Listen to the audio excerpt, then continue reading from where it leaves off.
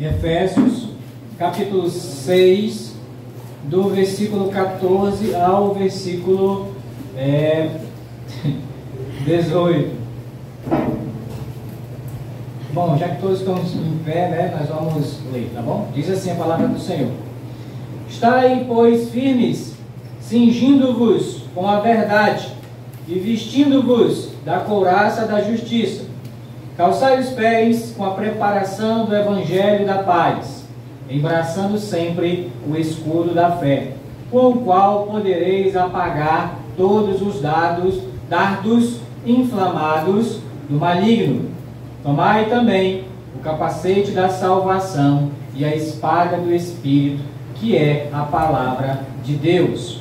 Com toda oração e súplica, orando em todo o tempo, no Espírito, e para isto, vigiando com toda perseverança e súplica por todos os santos. Oremos. Senhor Deus, muito obrigado, Senhor, pelo dia de hoje, e obrigado até pela oportunidade que o Senhor nos dá de estarmos reunidos nessa noite na Tua casa, e especialmente, Senhor Deus, nessa hora para ouvirmos o Senhor falar conosco por meio da Tua palavra. Para isso nós pedimos a ajuda, o auxílio, Senhor Deus, do Teu bendito Espírito Santo, que Ele nos guie em toda a verdade. E também guarde nossas mentes e corações até de distrações, de preocupações, de pensamentos que venham até roubar, Senhor Deus, a semente da Tua palavra nessa noite. Que o Senhor repreenda no nome de Jesus. E nos ajuda, Senhor Deus, a estarmos atentos e que o Senhor mesmo nos edifique, nos console e nos exorte nessa noite, conforme a Tua vontade bendita. É isso que eu oro, Senhor Deus, e te agradeço, em nome de Jesus. Amém. Devemos assentar, por favor.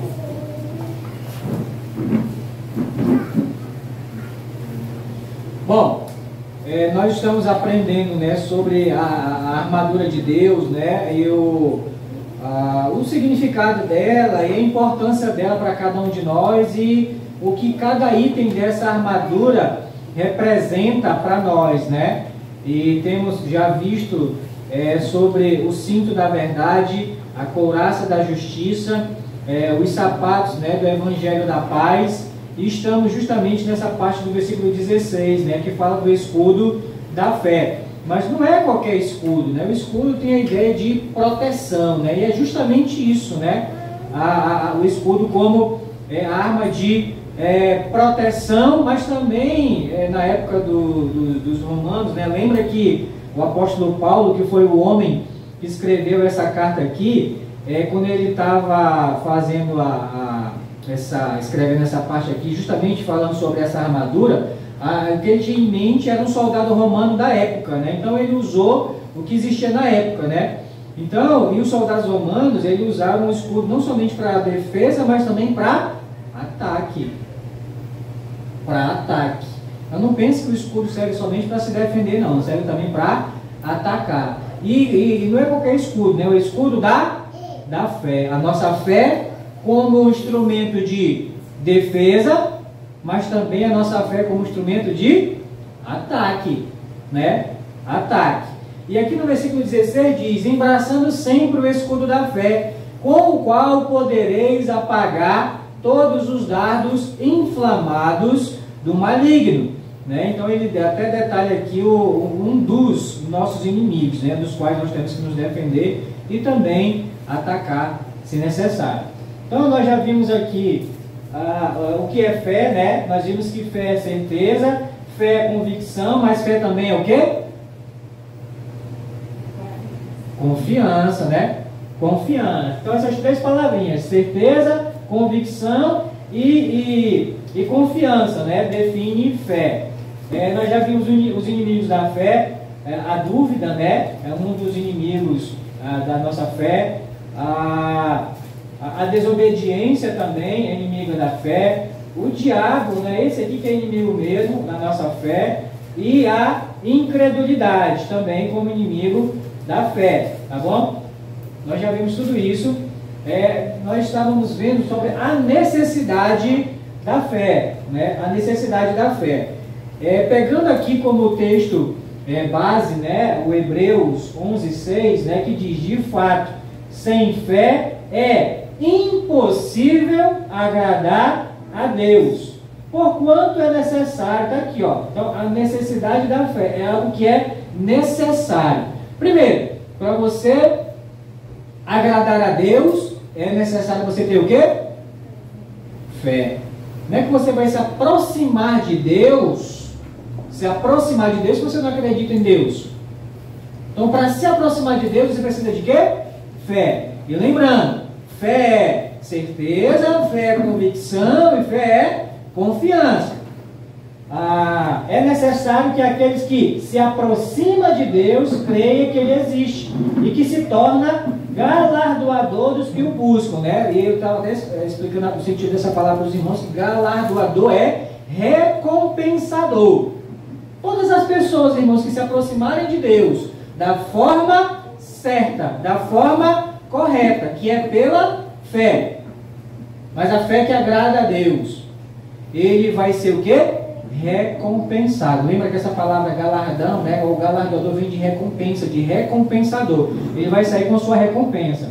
O exemplo disso é Gênesis 15:6, né, que Deus chamou Abraão, né, olha, sai daí, conta as estrelas, se tu puder contar. Olha, assim, né, como as estrelas, né, a multidão de estrelas, que são inumeráveis, vai ser a tua descendência. E lá em Gênesis 15:6 diz que Abraão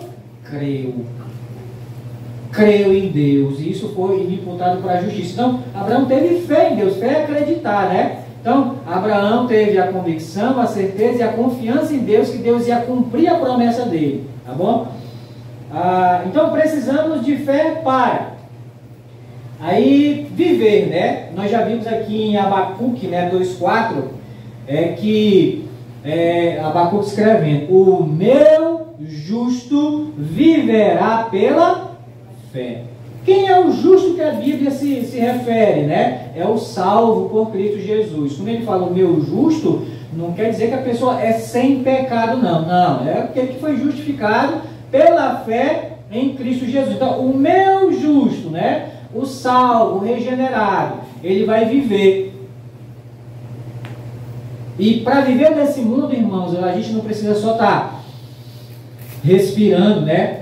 A gente não precisa somente de saúde, a gente não precisa somente se alimentar, né? Comer e tudo, né? Se movimentar, não. A gente precisa também de fé. Então, o meu justo viverá pela fé. Irmãos, e principalmente nesses dias de hoje, irmãos, que nós já estamos vivendo os últimos dias, irmãos, que antecedem a volta de Cristo Jesus nesse mundo, nós já estamos vivendo. Nós já estamos vivendo. E, irmãos, e se você concorda comigo, a cada dia que passa, irmãos, está mais difícil crer. É ou não é verdade? Pelas coisas que estão acontecendo, pelos fatos que estão acontecendo, não só no nosso país, mas no mundo, irmão. No mundo. Quem olhava para, por exemplo, para a Suécia, há uns 2, 3 anos atrás, para quem não sabe, a Suíça e a Suécia tinha os bancos mais ricos do mundo, estão quebrando. Quem olhava para a Europa antes, 2, 3 anos atrás, irmãos, a Europa está falindo. A Inglaterra está falindo, a Alemanha está falindo. Quem olhava para 2, 3 anos atrás, Estados Unidos em toda a sua história do mundo, nunca chegou numa inflação de 2 dígitos. E já está 2 dígitos de inflação, 10% de inflação lá. Ou seja, as coisas complicando. E, irmãos, se alguém chegar para você, né, dizer, não, mas vai melhorar. Não vai, irmãos. Não vai. Isso é ilusão. Não adianta se enganar que não vai. É daqui para pior. Mas tudo isso, irmãos, tudo isso tem um propósito.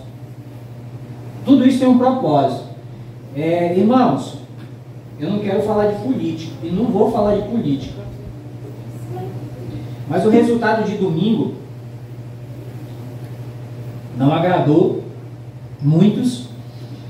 E com isso, com esse acontecimento, irmãos, muitas pessoas, até crentes, estão assim meio que desacreditadas, sem fé, pensando que Deus perdeu o controle. Irmãos, é até um pecado. Se tem alguém aqui, irmãos, que pensou assim, peça perdão.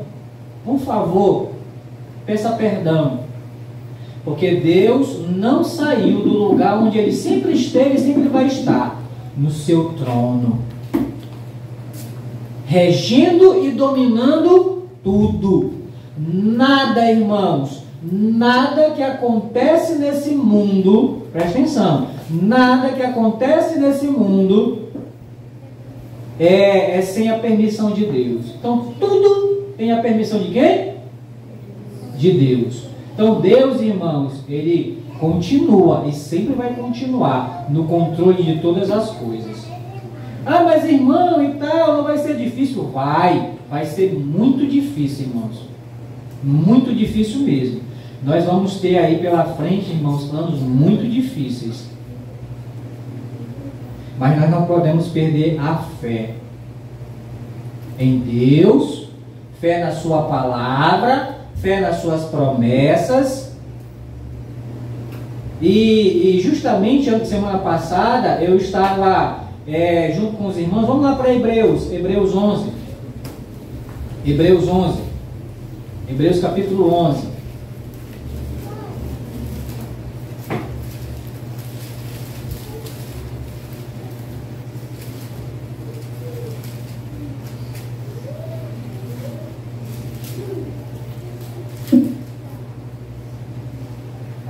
Hebreus capítulo 11.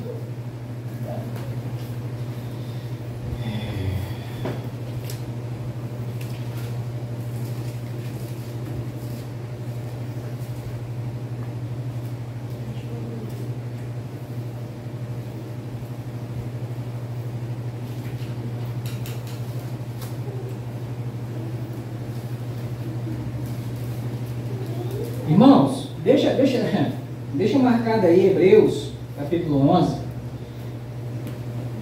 Eu quero compartilhar um negócio com os irmãos, até para consolo de muitos aqui. Vamos abrir a Bíblia em 2 Crônicas capítulo 11.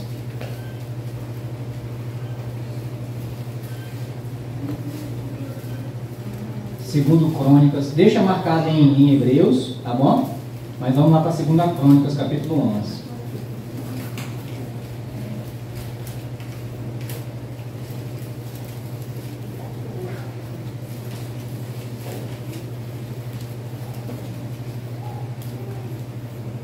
Segundo Crônicas, capítulo 11.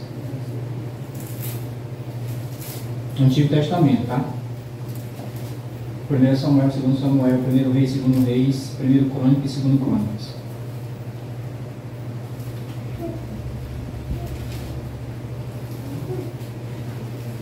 Segundo Crônicas, capítulo 11. Eu tenho certeza aqui que, se não todos, né, mas pelo menos a maioria não dormiu bem domingo, né, de domingo para segunda, né, pensando, preocupado e tal. E aí, irmãos, eu antes de dormir, eu tenho por costume já, desde que o Senhor me salvou, de antes de dormir, irmãos, ouvir Deus falar, sabe? Então, procuro ler minha Bíblia e tal, não só pela manhã, mas antes de dormir. É bom você dormir com a palavra de Deus na sua mente, né? E no seu coração. E aí, antes de ler a palavra, né, eu tinha lido sábado de manhã eu parei em 2 Crônicas capítulo 10. Então, a minha leitura seguinte ia ser 2 Crônicas capítulo 11, né? E aí, lendo, o Senhor sabe, né, como é que está o meu coração, né? Minha mente decepcionado, triste, mas eu queria que o Senhor falasse comigo. Então, fala comigo, né? Que assim, é a nossa oração sempre, né, que o Senhor fale com irmãos, e não tem outra forma melhor, irmãos, de Deus falar com você que não seja por meio da sua palavra. Acompanhe a leitura. Acompanhe a leitura comigo. Vindo, pois, Roboão a Jerusalém, reuniu a casa de Judá e de Benjamim 180.000 escolhidos, destros para a guerra, para pelejar contra Israel, a fim de restituir o reino a Roboão. Se você ler o contexto, você vai ver que Roboão foi um cara que Deus levantou para tomar o reino de Roboão, que Roboão era filho de Salomão. E ele ficou com 10 tribos. Então aqui é a disputa de 2 reis. E o Roboão ficou chateado. E ele queria até retomar de volta as 10 tribos, mas por força militar. Então ele reúne o exército, né? Como diz aqui, 180.000 escolhidos, destes para a guerra, para ir lá para restituir o reino. 2. Porém, veio a palavra do Senhor a Semaías, homem de Deus, dizendo: fala a Roboão, filho de Salomão, rei de Judá, e a todo Israel em Judá e Benjamim, dizendo: assim diz o Senhor. Quem está falando? Deus, né? Assim diz o Senhor: não subireis, nem pelejareis contra vossos irmãos. Cada um volte para sua casa, porque eu é que fiz isto. E obedecendo eles a palavra do Senhor, desistiram de subir contra Jeroboão. Irmãos, isso acalmou meu coração, irmãos. Nós estávamos na disputa de 2 reis, certo? Eu é que fiz isto. Quem está no controle, irmãos? Deus. E nós, como crentes em Cristo Jesus, irmão, nós temos que continuar crendo nele e confiando. Se a gente olhar, irmãos, para os homens que viveram nesse mundo pela fé, o tempo que eles viveram é diferente do nosso, mas eram tempos difíceis na época deles também. E eles passaram, irmãos, porque fé em Deus. Eles não perderam em nenhum momento a fé. Agora sim, vamos lá para Hebreus capítulo 11. Hebreus capítulo 11.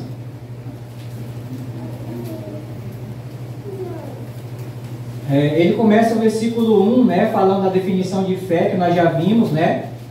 Aí, pois pela fé, os antigos, né, as pessoas do passado, os crentes do passado, obtiveram, presta atenção, bom testemunho.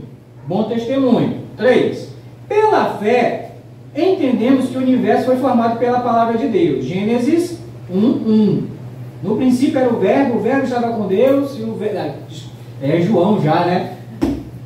No princípio criou Deus os céus e a terra. A terra era sem forma e vazia, e o Espírito de Deus pairava sobre as águas, né? Então, nós entendemos. Quem estava lá na criação do mundo aqui? Ninguém. Mas se está escrito lá em Gênesis, eu creio. Isso é fé. A gente não estava lá, não precisou ver, né? Eu espero que não tenha os Tomé aqui, né? Não, eu só acredito se eu ver. Mas como é que... Tem que crer. Por isso que Jesus repreendeu: rapaz, não seja incrédulo, seja crente. Seja crente. 4. Aí sim, aqui ele já começa os exemplos, né? E ele vai começar com os pioneiros, né? Porque pioneiros são as primeiras pessoas, né, do mundo, né? Antes da gente começar a ler aqui e estudando já tem algumas semanas, e me surgiu uma pergunta. Eu tenho certeza que alguns aqui já leram o livro de Hebreus, principalmente esse capítulo aqui, várias vezes, assim como eu. Várias vezes já li tudo, e até consegui memorizar alguns versículos e tudo, mas eu nunca tinha prestado atenção, é algo que assim Deus chamou minha atenção, agora nesses últimos dias. Essa aqui, capítulo 11, é conhecido, né, por alguns, né, eles apelidados de a Galeria da Fé, dos heróis da fé, que fala da história dos homens que vivem nesse mundo pela fé. O meu justo viverá pela fé. Então, os antigos obtiveram um bom testemunho. Por que um bom testemunho no passado? Porque eles viveram pela fé. Muito bem. E a pergunta que surgiu na minha mente foi: por que não começa com Adão e Eva?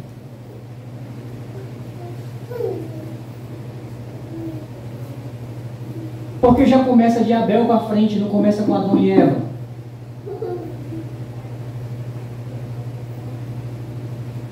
Irmãos, eu ainda não cheguei ainda numa resposta para essa pergunta. Eu estou meditando, né? E pedindo a graça de Deus, para o Espírito Santo de Deus me iluminar nisso, né? Mas é interessante, né? Por que a Galeria da Fé não começa com Adão e Eva? E eu tenho chegado a algumas conjecturas que não são conclusivas. Já adiantando. Adão e Eva viam Deus?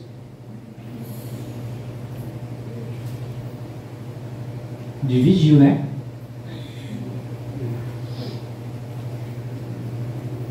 Adão e Eva não viam Deus. Deus é Espírito. Deus é Espírito. E ele se manifestava de alguma forma para eles, que a Bíblia não fala. Mas Adão e Eva, eles reconheciam Deus, eles tinham contato com Deus. Então eles não precisavam ter fé para crer em Deus. Precisavam? Porque de certa forma, vamos colocar aqui entre aspas, tá? Lembrando que não é conclusiva. Entre aspas. Eles viam Deus, entre aspas. Então, se eu vejo uma coisa, eu não preciso crer nisso, né? Assim, relacionamento e tudo, né? Mas o mesmo relacionamento que Adão e Eva tinham com Deus, o Abel e o Caim tinham? Não, né? Por quê? Por causa do pecado. E até certo ponto, que não sei quanto tempo durou, quantos anos durou esse relacionamento de Adão e Eva, de todo dia conversar com Deus e tudo, né? Diretamente, a gente não sabe quanto tempo durou isso, teve um fim, mas finalizou por quê? Por conta do pecado. Deus parou. E dali para frente, quando eles pecaram e foram expulsos do jardim do Éden, né? Eles perderam o contato com Deus, por exemplo. Vamos dizer assim. Mas aí chega, né, na parte em que Adão, aliás, para cobrir a vergonha dele, né, porque eles estavam o quê? Nus. E daí Deus teve que sacrificar animais, tirar a roupa, a pele desses animais para fazer o quê? Veste para Adão e para Eva. Por quê? Porque as vestes que eles fizeram eram de quê?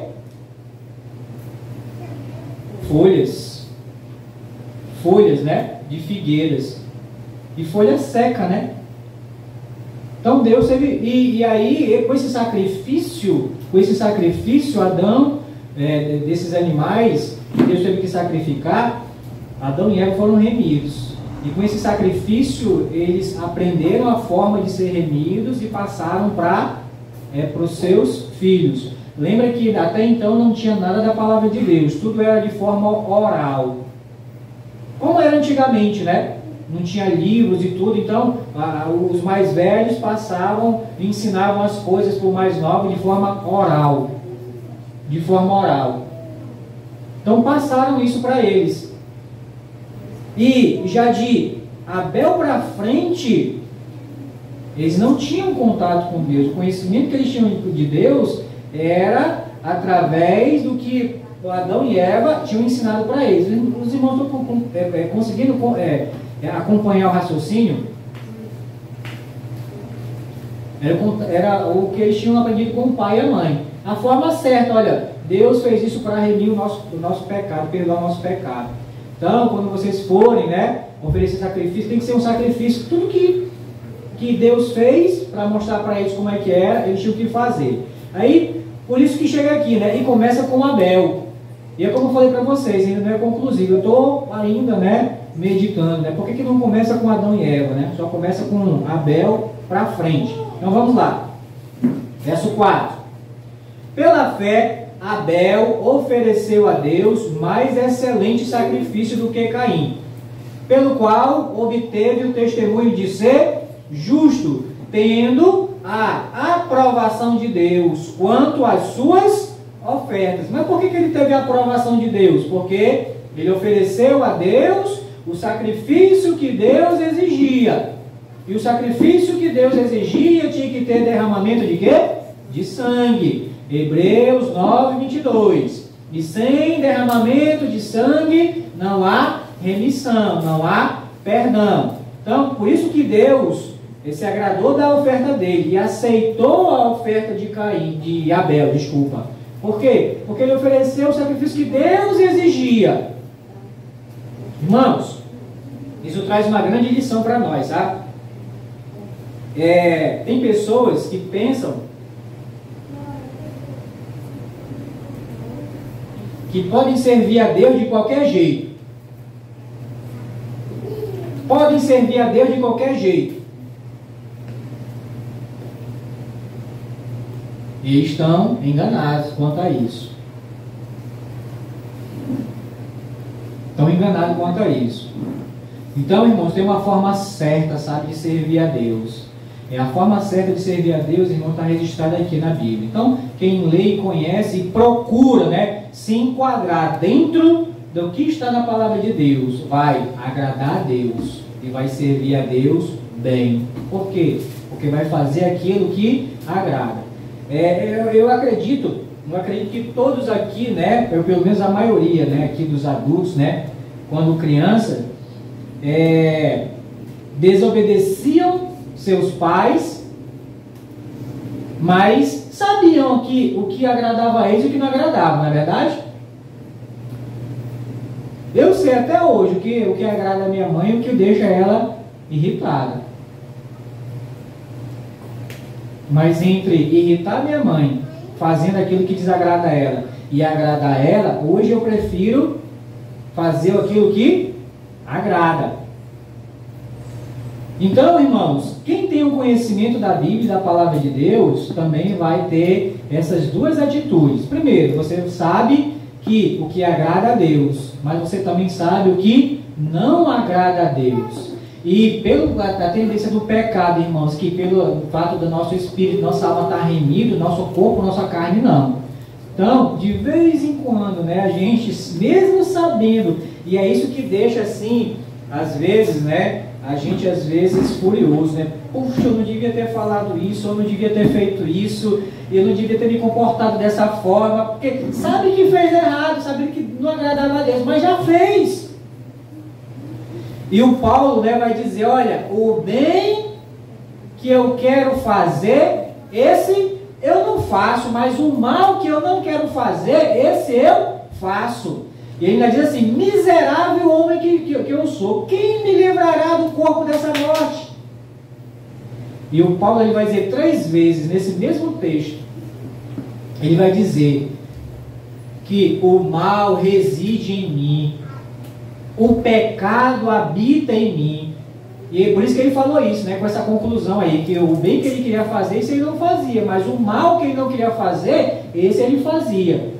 E se você concordar comigo, e se você é um regenerado mesmo, você sabe que é mais fácil a gente desobedecer a Deus do que obedecer, não é verdade? Infelizmente, irmãos. Por quê? Por causa dessa prisão aqui, ó, do nosso corpo, da nossa carne, que nos impede de servir a Deus na sua plenitude, de forma 100% agradável, irmãos. nos impede, por enquanto. Mas vai chegar um dia, irmãos, e o Senhor promete isso na sua palavra, que Ele vai nos tirar, nos arrancar desse mundo e levar para morar na glória. Lá, irmãos, lá nós vamos servir a Deus na sua totalidade, na sua plenitude, irmãos.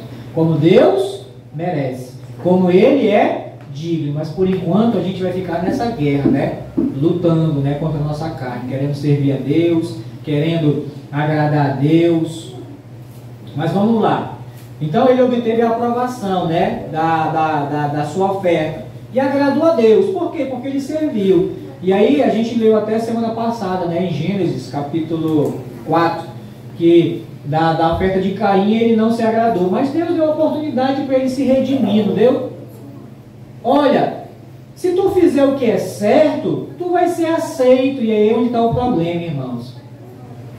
A gente não quer fazer o que é certo, o que agrada a Deus. A gente quer fazer aquilo que agrada a nossa carne, aquilo que agrada a nossa mente.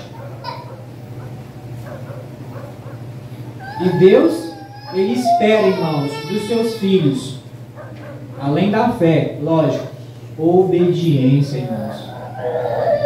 Obediência à sua palavra. E não é fácil, irmãos, obedecer a palavra de Deus, não, irmãos. É difícil. Mas com a graça de Deus é possível, irmãos. Por isso que todos os dias, né, Senhor, me dá graça, Senhor, para obedecer a tua palavra, para dar um bom testemunho. E o bom testemunho, irmãos, que a gente deve dar, não é aqui dentro, não. Aqui dentro também. Mas o melhor testemunho que temos que dar é onde? É lá fora. É onde eu trabalho, é onde eu estudo, é onde eu moro. A gente tem pastores que moram perto lá de onde a gente mora. E a gente tem ouvido, irmãos, cada coisa assim que é absurda, irmãos. Mas eles se autoproclamam, não, sou homem de Deus. Mas o testemunho é péssimo. Péssimo. E o apóstolo Paulo, orientando até na escolha de diáconos, né, para Timóteo, ele diz, olha, escolhe homens, né, homens que tenham um bom testemunho dos de fora. Dos de fora. E não é fácil não, irmãos, ter um bom testemunho. Esse capítulo 11, falando aqui, irmãos, você vai ver que os homens que Deus usou, eles deram o quê? Um bom testemunho no passado. Mesmo em épocas diferentes, mas procuraram servir a Deus com toda a sua força, todo o seu coração, toda a sua mente, de forma que agradasse a Deus. Então, é o testemunho de Abel. Aí vem aqui Enoque, né, que o Enoque foi trasladado, verso 5, para não ver a morte. Mas, pois antes da sua trasladação, essa palavra transladação é transportar, né? Obteve testemunho de haver agradado quem? A Deus. Agradou a Deus com o seu modo de andar, com o seu modo de viver. Eu estava até falando para quem estava aqui semana passada, né, que de vários, na minha lista, né, de vários personagens da Bíblia, né, que eu quero, quando chegar no céu, né, conversar e tirar algumas dúvidas. Um deles é o Enoque, né? Porque, rapaz, o que tu fez, meu irmão, que agradou tanto a Deus, que a gente tirou, né? Tu não passou pela morte, né? Esse aqui, irmãos, agradou a Deus 100%. Porque agradou a todos, tanto que, vem para cá, não passou pela morte, irmãos. Não passou pela morte. É interessante que quando chega lá em Apocalipse, na parte que fala sobre as duas testemunhas, diz que uma tinha poder para transformar a água em sangue e outra tinha poder para fechar os céus, né, durante um tempo e tal. E quem transformou a água em sangue, né? Moisés, né? E assim, a gente leva a gente a pensar que é Moisés e que é Elias.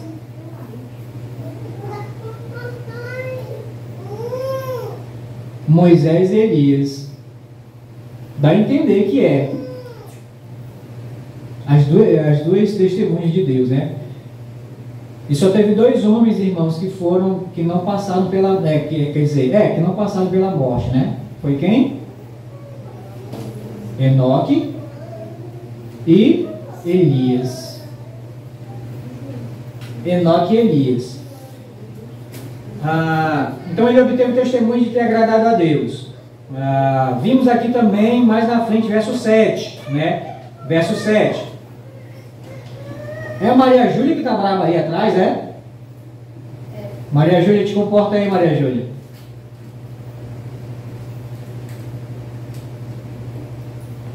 Verso 7. Pela fé, Noé, divinamente instruído acerca de acontecimentos que ainda não se viam, sendo, presta atenção, temente a Deus, aparelhou. Irmãos, essa palavra aparelhar, irmãos, é preparar. O que ele preparou? Uma arca para a salvação de sua casa, pela qual condenou o mundo e se tornou herdeiro da justiça, que vem da fé. A gente não sabe quantas pessoas moravam na época, né, na terra, no mundo, ocupavam o mundo na época de Noé, mas já tinha as centenas, talvez até milhares de pessoas na época de Noé. Vamos lá para Gênesis 6, rapidinho, Gênesis 6. Deixa marcadinho aí em Hebreus, nós vamos para Gênesis 6.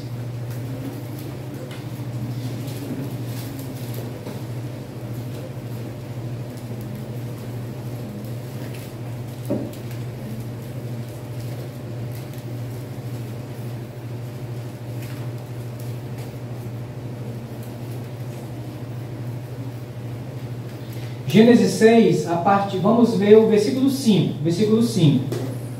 Viu o Senhor que a maldade do homem se havia multiplicado na terra, e que era. É interessante aqui falar o que era, né? Você está tratando do passado, né? Mas a gente trazendo para os nossos dias, e que é continuamente mal todo o desígnio do seu coração. Então não só era, continua ainda sendo, né? Continuamente mal todo o desígnio do seu coração. Então se arrependeu o Senhor de ter feito o homem na terra, e isso lhe pesou no coração. Disse o Senhor: farei desaparecer da face da terra o homem que criei, o homem e o animal, os répteis e as aves dos céus, porque me arrependo de os haver feito. Tem muita gente, irmãos, que até entende de forma errada, né? É aqui mesmo em Gênesis, quando chega na parte lá do profeta Balaão, né? E da desobediência dele e tudo. É interessante que fala que Deus não é homem para que minta, nem filho do homem para que se arrependa. E aí quando chega aqui nessa parte aqui que fala que Deus se arrependeu de ter feito o homem. E quando fala em arrependimento, irmãos, não é no sentido da palavra metanoia, né? Metanoia, né, é uma palavra grega que define arrependimento. Tipo assim, puxa, eu não devia ter feito isso, eu não devia ter falado isso, né? É aquele sentimento de querer voltar atrás. Só que não dá mais. Isso é arrependimento. Só que nesse sentido aqui de que Deus se arrependeu de ter feito um homem, não é no sentido de voltar atrás. Porque se fosse para voltar atrás, Deus voltava, não voltava? Sim ou não? Então, com um estalar de dedo aqui na hora, ele puf! É que nem um desenho, né? A Raquel que gosta de desenhar, né? Desenho aí, não tá legal não. Vai aí, apaga. E faz de quê? De novo. E faz o quê? Melhor. Ele não podia ter. Lembrei agora do Thanos, né? Eu estalo o dedo, fazer de novo. Ele não podia fazer de novo? E pode. Só que por isso que aqui fica bem claro, né? Quando fala que Deus se arrependeu, não é que ele queria voltar atrás, porque ele podia voltar atrás. É no sentido de... como é que eu vou explicar para você? Eu tenho esse celular aqui. Esse celular ele foi feito com um propósito, né? Que é ligar, né? Receber chamada e tudo, mandar mensagem, enviar mensagem, e hoje em dia, né, até pagar a conta e tudo, essas coisas. Não foi com esse propósito. Mas se eu pego esse celular e deixo ele jogado no chão, aí eu vejo ele no chão, né, em vez de eu chegar lá e ajuntar, eu chuto mais ele ainda. É com esse propósito que ele foi feito? Não. Então é nesse sentido aqui que quer dizer que Deus se arrependeu de ter feito o homem. Ou seja, Deus não fez o homem viver no pecado. Ei, Maria Júlia. Deus não fez o homem para viver no pecado. Não foi esse o propósito para o qual Deus criou o homem. Por isso que, nesse sentido, sim, Deus se arrependeu. Ou seja, poxa, eu não fiz ele para o homem, né, o ser humano, para viver dessa forma. Então é nesse sentido que quer dizer que Deus se arrependeu de ter feito o homem. Verso 8. Então no 5 a gente leu que era continuamente mal o desígnio do seu coração, do homem, né? Aí verso 8. Porém, Noé achou graça diante do Senhor. Essa palavra graça aqui não é no sentido de sorrir, do riso. É favor. Achou favor diante de Deus. Por que ele achou favor? O verso 9 vai responder. Eis a história de Noé. Noé era homem justo. E justo aqui não é sem pecado, não. Tá? Justo aqui é porque ele procurava fazer justiça, procurava andar direitinho, irmãos. Pagar suas contas. Lembra? Obtiveram um bom testemunho. É não estar falando mal de ninguém, é não estar enganando ninguém. É viver a sua vida de forma justa, direitinho, dentro da lei. Pronto. Isso é ser justo. Se você anda assim, nesse sentido, você é justo. Então Noé era um homem justo e íntegro entre os seus contemporâneos, ou seja, entre aqueles que viviam. Então, enquanto o coração dos outros era continuamente mal, projetavam mal na sua mente, praticavam mal com o seu corpo, Noé fazia o quê? Praticava o quê? A justiça. E vivia de forma íntegra. Aí eu pergunto para você, viver de forma íntegra e justa nesse mundo agrada a Deus? Agrada, Dona Maria. E é assim que é isso que Deus espera de cada um dos seus filhos. É continuar que nem Noé. Mas isso aqui não era só na época de... Não, o mundo ainda é mundo ainda hoje. E mesmo o coração do homem sendo continuamente mal, nós devemos ser o quê? O Senhor Jesus disse que nós, nesse mundo, nós somos o quê? Luz. Mas o meu vizinho, né, ele ganha dinheiro fácil, né? E o pastor Herbert, ele tem um ditado, né, pessoal dele, que diz, rapaz, jabuti não sobe em árvore não, né? Então se o cara não tinha nada, né? E do dia para a noite o cara cresce e tal, e alguma coisa aí tem. Então se você vai nesse mesmo caminho aí, né, imitar, né? Olha, corre o risco da polícia bater na sua casa um dia, hein? Então cuidado. Jabuti não sobe em árvore não. E não é porque ele faz dessa forma que eu também vou fazer a mesma coisa. Até citei o exemplo da minha mãezinha, né, semana passada, né? Mãe, mas eu quero. Mãe, todo mundo está fazendo. Você não é todo mundo. Isso serve para nós hoje, irmão. Esse conselho de mãe. Nós não somos. Mas o mundo faz isso. Faz. Por quê? Porque o coração deles é continuamente mau. Mas se o teu coração é um coração regenerado, um coração nascido de novo, não é mais para você andar praticando essas coisas, não. É diferente. Tem uma musiquinha antiga, né, que se cantava, né? Somos porcos, não, é corpos, assim bem ajustados, totalmente não, eu quero chegar na parte que diz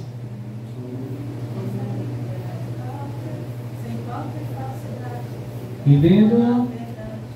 Não é essa parte não. Eu sei que é uma parte que recebi um novo é onde isso é música. Recebi um novo coração do Pai, coração regenerado, coração transformado. É esse coração, irmãos. Enquanto o coração das outras pessoas do mundo é um coração continuamente mau, o nosso não. O nosso tem que ser um coração transformado, regenerado, para viver de forma íntegra e justa no meio dos nossos contemporâneos. Quem são os nossos contemporâneos? São as pessoas que estão vivendo hoje. São os nossos contemporâneos. E o Noé, ele tinha, irmãos, esse coração. Por isso que ele agradou a Deus, né? Achou graça, favor diante de Deus. Deus queria eliminar todo mundo. Lá do seu trono, né? Deus olha para a terra, né? Vendo o coração do homem continuamente mal. Não, eu vou acabar com o homem, com os animais. E aí, olha aí. E lembra que quando Deus, irmãos, Ele olha para nós, eu olho para a irmã Luciana, eu vejo ela. Assim como eu estou vendo os irmãos. Mas Deus olha para a gente diferente. Deus, quando Ele olha para a gente, Ele olha o nosso interior, irmãos. Então Ele olhou para o interior de Noé e Ele viu um coração justo e íntegro. Foi isso que livrou Noé, irmãos, da condenação do dilúvio. E é isso que vai nos livrar da condenação vindoura que vai vir desse mundo, irmãos. Esse coração regenerado, transformado por Cristo Jesus. Íntegro entre os seus contemporâneos. Agora olha só. Noé, final do versículo 9. Noé andava com Deus. Aí é que tem outra dúvida, né? Que é assim, interrogação, né? Mas o Enoque também não andava com Deus? Gênesis 5, 22 e 24. Enoque também não andava com Deus? Noé também andava com Deus. Mas por que Deus levou Enoque e não levou Noé? Interrogação na mente de vocês aí.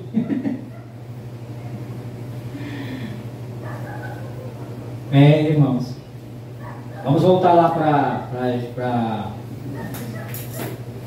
Hebreus 11. Hebreus 11.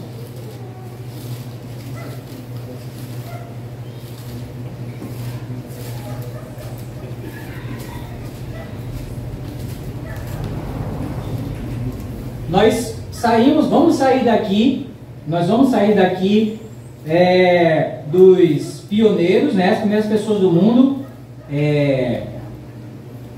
Abel, Enoque, Noé, e vamos entrar nos patriarcas, tá bom? Saímos dos pioneiros, vamos entrar nos patriarcas. 8, verso 8, 11, Hebreus capítulo 11, verso 8.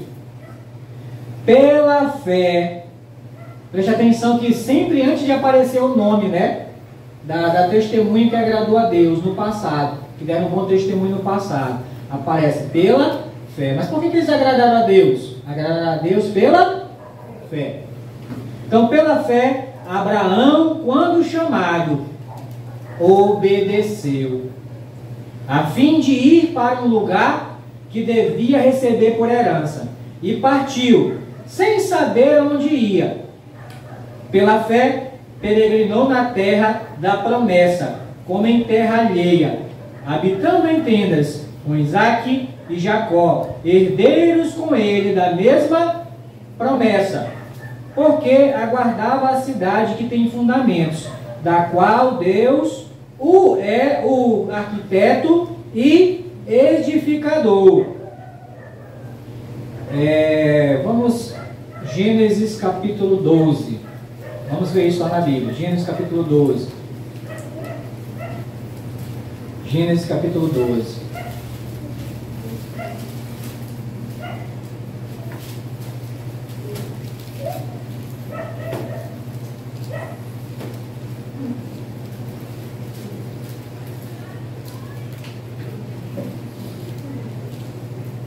Gênesis capítulo 12.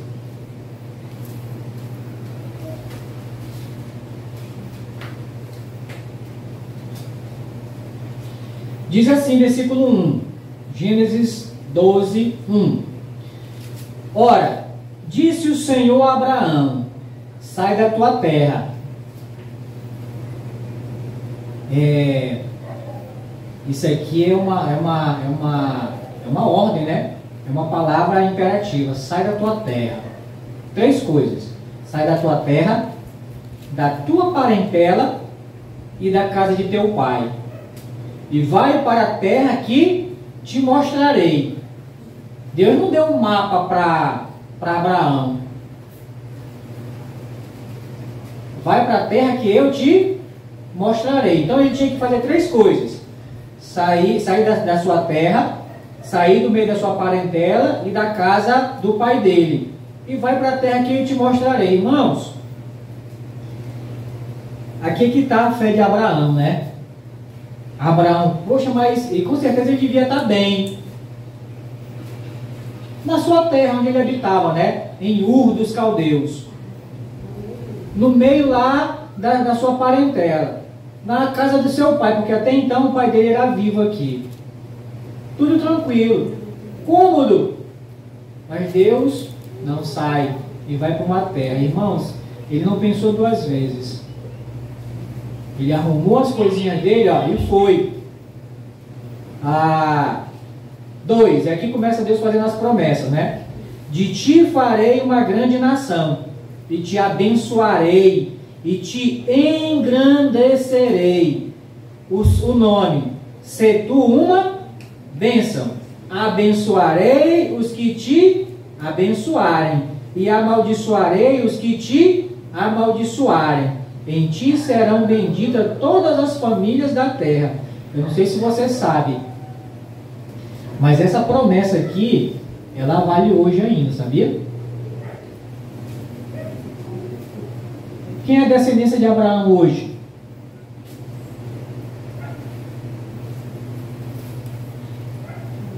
Esse silêncio, quer dizer, pode ser vergonha, ou vocês não sabem quem é a descendência de Abraão hoje? Povo de Israel. É Israel hoje. Então, se você não sabe, e tem uns salmos, né? Se alguém até puder me ajudar nisso daí, orai, acho que é os 100 e pouco. Orai pela paz de Israel. O salmista falando, né? Para a gente orar pela paz de Israel. Então, quando eu oro por Israel, e quando eu digo, né, Senhor, abençoa Israel, eu estou abençoando quem? Abraão, certo? Porque de Abraão é que surgiu Israel. Então, abençoarei os que te abençoarem, e amaldiçoarei os que te amaldiçoarem. Irmãos, essa promessa vale hoje. Então, se você até hoje, né, não tem orado, né, por Israel, pedindo para que o Senhor abençoe Israel. Israel é uma bênção. Salmo 122:6. 122:6. Orai pela paz de Israel. Obrigado, pastor. Salmo 122:6. Deixa marcadinho aí. Ora por Israel. Abençoe Israel. Por quê? Porque Deus vai te abençoar de volta. Abençoarei os que te abençoarem, e amaldiçoarei os que te amaldiçoarem. Talvez você não saiba, né? E nós, pelo menos eu falo de nós, né, assim no sentido aqui, né, que somos de Manaus, porque nós morávamos mais perto da Venezuela que vocês, né? Tanto é que em 2010 eu fui lá e tudo, e na época era o Hugo Chávez, né, que era o presidente lá, né? E a gente numa loja lá e tal, aí a programação da rádio e tudo, né? Aí do nada, né, entrava o pronunciamento dele, né?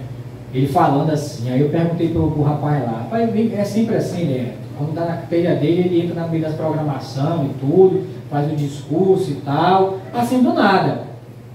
Não tinha hora marcada não. Rapaz, eu vou entrar aqui. E esse Hugo Chávez, ele declarou assim, certa vez. Ele disse assim: eu odeio Israel com todas as minhas entranhas. Ele declarou isso. Eu odeio Israel com todas as minhas entranhas. Quem não sabe que entranha é tripa, né? As nossas. Com todas as minhas entranhas. Você sabe como que ele morreu? Com as dores tão grandes no estômago que as tripas vieram para fora. Ele morreu assim, com muita dor, que o estômago dele estourou e as tripas vieram para fora. Os que te abençoarem, eu abençoarei. Os que te amaldiçoarem, eu amaldiçoarei. Até hoje, irmãos, vale essa promessa aqui, irmãos. Então vamos orar por Israel, irmãos, e abençoar Israel, se você quer a bênção de Deus. Então vamos lá. 4, verso 4. Partiu, pois, Abrão, como lhe ordenara o Senhor, e Ló foi com ele. Tinha Abrão 75 anos, quando saiu de Harã. Levou Abrão consigo a Sarai, sua mulher, e a Ló, filho de seu irmão, e todos os bens que havia adquirido, e as pessoas que lhe acresceram em Harã. Partiram para a terra de Canaã, e lá chegaram. Então, irmãos, Abraão obedeceu a Deus, saiu lá do meio da parentela dele. Quer dizer, ele obedeceu a Deus não na sua totalidade.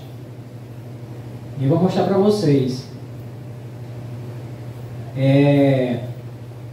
Verso 4 diz que ele saiu, mas levou quem? Ló. O chamado de Deus era para Ló? Era só para Abraão. Sai da tua terra. Lógico, estava incluída a família dele, né? A esposa, no caso. Ah, mas o sobrinho dele não era da família dele direta, que é a esposa. Tanto é que, olha só, e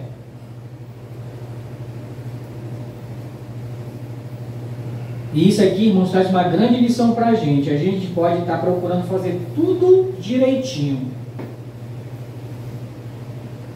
mas às vezes por causa de uma pessoa, irmãos, por causa de uma pessoa, não é que impede os planos de Deus, mas atrapalha. E sabe quem está atrapalhando Abraão aqui? Ló. Tanto é que no capítulo 13 começa a confusão, né? A briga dos pastores de Abraão com os pastores de Ló. E aí chega ao ponto, não, rapaz, escolhe aí, porque não dá mais para a gente viver junto, não. Se tu for para o norte, eu vou para o sul. Se tu for para o leste, eu vou para o oeste. Escolhe aí. E o Ló olhou e viu as campinas, né? Não, eu vou para ali. E Abraão foi mais para o deserto ainda. E Ló foi para onde? Sodoma. Lugar de pecado. Olha só. Capítulo 13, versículo 13. De Gênesis 13, 13.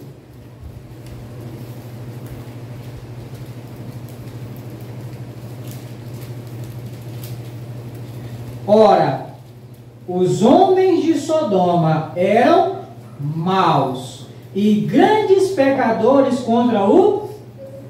E foi para lá que Ló foi. Foi para lá que Ló foi.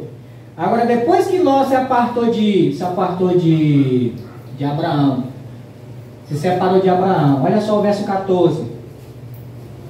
Disse o Senhor a Abraão, depois que Ló se separou dele. Olha só o que Deus fala. Ergue os olhos e olha desde onde estás, para o norte, para o sul, para o oriente e para o ocidente.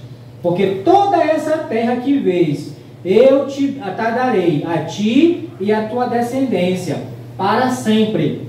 Farei a tua descendência como o pó da terra, de maneira que se alguém puder contar o pó da terra, então se contará também a tua descendência. Levanta-te, percorre essa terra, no seu comprimento e na sua largura, porque eu tardarei. E Abraão, mudando as suas tendas, foi habitar nos carvalhais de Manre, que estão junto a Hebrom, e levantou um altar ao Senhor. Por que Deus não falou então isso logo para ele enquanto Ló estava com ele? Ló estava atrapalhando os planos de Deus para Abraão. E eu quero aproveitar, irmãos, e perguntar: Deus tem planos para mim? Deus tem planos para você? Mas você já perguntou se tem alguma coisa ou alguém atrapalhando os planos de Deus para você? Isso é caso de se pensar, né? E refletir, irmãos, profundamente. Deus tem planos na sua vida. Não adianta você se questionar: poxa, por que Deus não abençoa? Por que Deus não faz isso? Por que Deus não cumpre os planos dele, os propósitos dele na minha vida? Não, lembra, o culpado não é Deus. A culpa vai ser sempre de quem? Minha, sua. Lembra, Deus está sempre certo. Quem está sempre errado? Nós. Então veja bem, se tem alguém ou alguma coisa impedindo o cumprimento dos planos de Deus na sua vida. Tem pessoas, né, não sei se você já jogou um joguinho e tem tem umas casinhas, né? Aí tem uns dados que você joga para caiu 4, aí você avança 4 casas. Hã? Ludo, o nome é esse nome aí que a irmã falou. Né? Aí 7 casas, aliás, o dado só é 6, né? Caiu 6, aí você avança 6 casas e tudo. Então tem pessoas que talvez, né, a vida é um ludo. A vida é um ludo. Né? Vai, avança e tudo. Aí parece que joga o dado, volta 6 casas, aí a pessoa, em vez de dali avançar, regride, volta atrás. Aí, poxa, eu estava lá na frente, né? Poxa, eu estou aqui de volta e não passa dali. E aí vem a pergunta: será que não tem um Ló? Pode ser uma pessoa, ou pode ser alguma coisa na sua vida que não impede, que tem impedido você de progredir. Eu sei que não tem nada, e tem a ver com estudo, né? Porque se a palavra de Deus é o estudo, né? Mas é só uma aplicaçãozinha aqui para a gente não deixar passar isso aqui em branco, irmãos. A gente olhar para a nossa vida, sabe? E ver, porque Deus, irmãos, só continuou cumprindo os propósitos dele na vida de Abraão depois que ele se separou de quem? De Ló. E foi depois que ele se separou de Ló que Deus promete para ele, né? Da terra, tudinho. Olha, pode andar, vê se tu consegue, né? Mede aí o seu comprimento, a sua largura. E aí daí, irmão, o Abraão começa a progredir.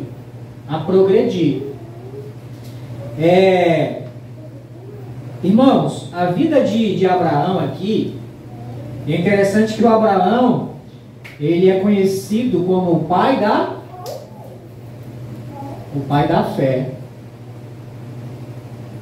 O pai da fé.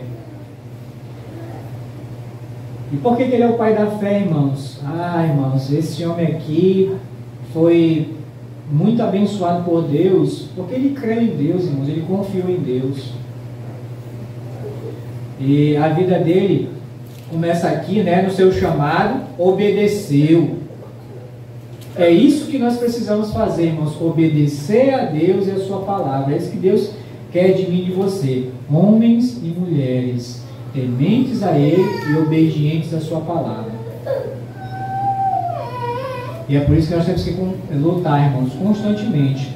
E até com nós mesmos, né? Com a nossa carne. Para procurar sempre, irmãos, estar debaixo da obediência a Deus, né? Tem pessoas que sabem que devem obedecer a Deus, mas não obedecem a Deus. Não obedecem a Deus. Alguns não conseguem obedecer a Deus. Será que não é um Ló? Então começa aqui com o chamado dele, depois começa aqui no capítulo 15, com a promessa de Deus, né? De prometer um filho para Abraão. Irmãos, e Abraão ele foi, pisou na terra que Deus havia prometido para ele, a terra de Canaã, morou, habitou por um tempo. Presta atenção, ele pisou na terra, mas ele era o quê? Peregrino. O que é um peregrino? O peregrino ele não tem lugar certo, né? Ele uma hora está aqui, uma hora está ali, mas a terra Deus já tinha dado para ele. Aliás, a promessa já dá no futuro, né? Eu vou dar essa terra. E ele teve o privilégio de pisar na terra como peregrino. Peregrino nesse tempo. Mas proprietário no futuro. Proprietário no futuro. E é interessante que lá, vamos voltar para Hebreus, que é algo interessante isso, irmãos. Hebreus 11.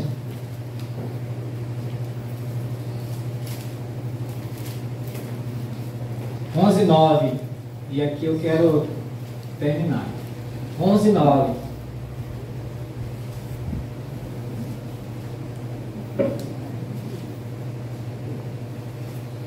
Pela fé peregrinou na terra da promessa, como em terra alheia, habitando em tendas com Isaque e Jacó, herdeiros com ele da mesma promessa, porque aguardava a cidade que tem fundamentos, da qual Deus é o arquiteto. E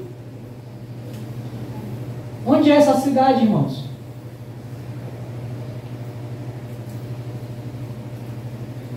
Lá em Apocalipse fala da Nova Jerusalém. É uma cidade, irmãos, que tem no céu. É essa cidade aqui que Abraão está aguardando. E todos nós, junto com Abraão, irmãos, vamos morar nessa cidade. Então ele passou por esse mundo, né? Deus prometeu a terra para ele. E lembra que Cristo, ele vai na sua segunda volta para esse mundo, ele vai reinar nesse mundo 1000 anos. 1000 anos ele vai viver, vai reinar nesse mundo. Deus vai fazer uma nova terra, como diz lá em Pedro, né? Um novo céu e uma nova terra, onde habita o quê? Justiça. Aí sim, nessa nova terra, irmãos, é que nós vamos ver justiça. E o Abraão, ele vai tomar posse como proprietário dessa nova terra e novo céu. Mas isso para ele, irmãos, era uma promessa de Deus, era e continua sendo. Mas ele aguardava o quê? Aqui, ó, verso 10, porque aguardava a cidade que tem fundamentos, da qual Deus é o arquiteto e o edificador, irmãos. Então, irmãos, que nessa noite, irmãos, a gente aprenda com Abraão o seguinte: os pés de Abraão, eles estavam nessa terra. Lógico, quando ele era vivo, estavam nessa terra. Mas os seus olhos e a sua mente estavam onde? No céu. Enquanto estamos aqui, os nossos pés aqui, vivendo aqui, mas os nossos olhos, irmãos, e a nossa mente, nossos pensamentos, tem que estar onde? No céu. Colossenses capítulo 3. Colossenses capítulo 3.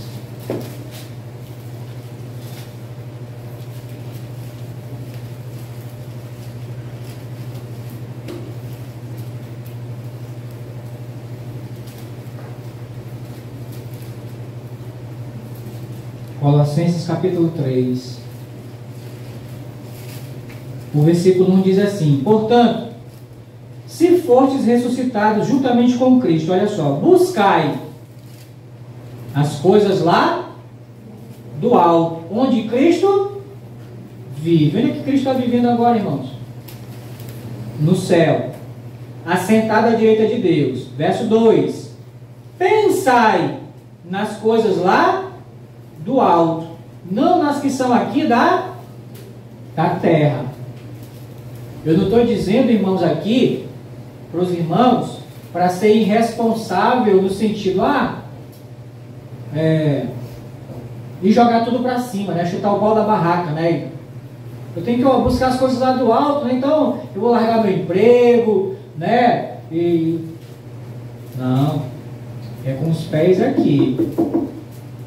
Mas o foco, né? Buscar, a tua busca tem que ser as coisas lá do alto.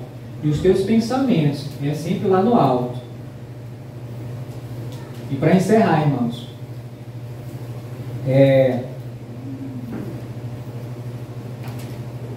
a gente decepcionado, né, com os resultados aí e tudo. Mas os pés aqui, irmãos, mas lembra, a nossa morada eterna não é nesse mundo, irmãos.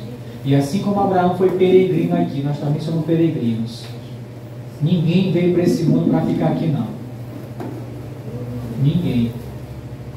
Então, Deus nos salvou, irmãos. E Cristo, né, João capítulo 14, fala que está preparando morada, lugar para a gente. E não é nessa terra, não, mas é no céu.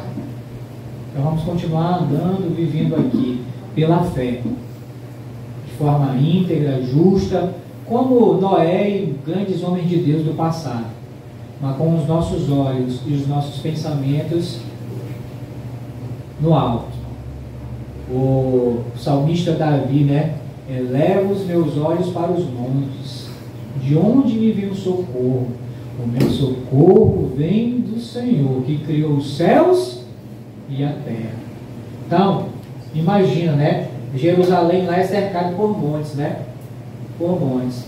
Porque se a gente for olhar para as coisas aqui de baixo, irmãos, da terra, a gente vai se afligir, a gente vai ficar com medo